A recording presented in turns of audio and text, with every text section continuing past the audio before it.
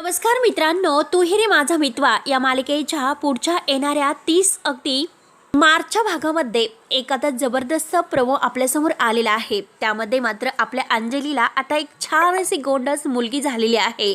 30 मार्चच्या भागामध्ये एक आनंददायी भाग मात्र आता आलेला आहे।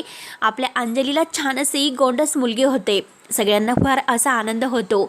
ईश्वरी आणि अर्णव यांना तर इतका आनंद होतो। आता आपल्या अर्णवचं आज स्वप्न पूर्ण होते, कारण छान अशी गोंडस मुलगी झालेली आहे। आता त्याला मुलगीच हवी असते म्हणून तो इतका खुश होतो। परंतु आता ही अंजली मात्र आता ईश्वरी आणि अर्णव या दोघांचा रागराग करत असते, म्हणून मात्र आता सगळेजण एकत्र येतात। ईश्वरी आणि अर्णव सुद्धा अंजलीसमोर उभे राहतात।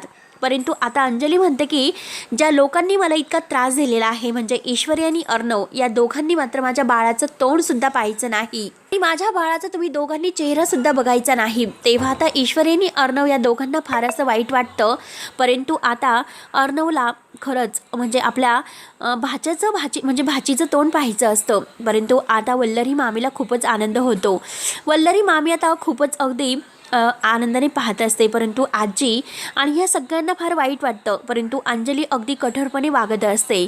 त्यानंतर मात्र आता बाळाचा चेहरा बघण्यासाठी मात्र अर्णव आणि ईश्वरी या दोघांनी एकत्र छान असा भयानक प्लॅन केलेला आहे। कारण असा प्लॅन केलेला आहे की दोघांनीही आता डॉक्टर आणि नर्स या दोघांचा लुक केलेला आहे आणि डॉक्टर नर्सच्या वेशामध्ये येऊन मात्र ते आपल्या बाळाला चेक करतात। तेव्हा आता बाळसुद्धा त्यांच्याशी गप्पा करत असतं। आता बाळसुद्धा त्यांच्याशी छान असं गप्पा करत हॅलो मामा असं म्हणते।